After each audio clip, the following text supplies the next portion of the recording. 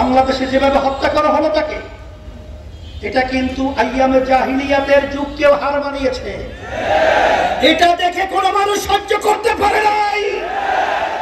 আমি দেখতে পারি আমার পছন্দ হয়ে গেছে। এই ধরনের আচরণ বাংলার জমিনের ভিতরে আমরা দেখতে পারবো না, সহ্য করা হবে না। বাংলার জমিন থেকে বঙ্গোপসাগরে নিক্ষেপ করতে হবে এই ধরনের জালেমদেরকে।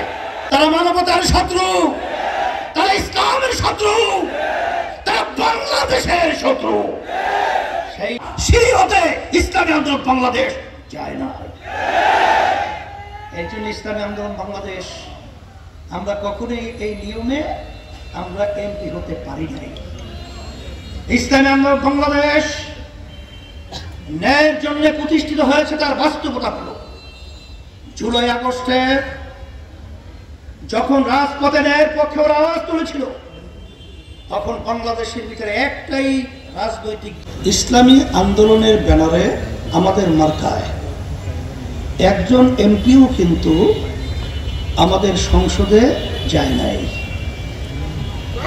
এর অর্থ আপনারা উল্টা বুঝবেন না যে আমাদের সংগঠন দুর্বল, আমাদের লোক বড় নাই, এর জন্য হয়তো আমরা সংসদে যেতে পারি নাই।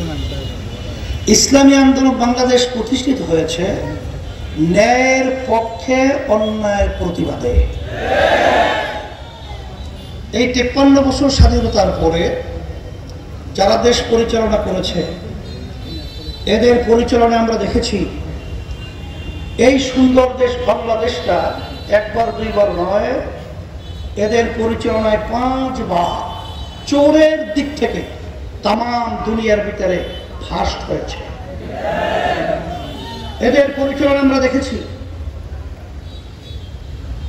হাজার হাজার মায়ের কোল সন্তান হারা হয়েছে।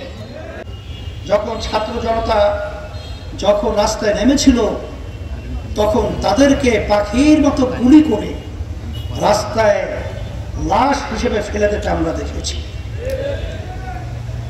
এখন আমাদের সেই শব্দ কানের ভিতরে বারবার আওয়াজ তুলছে।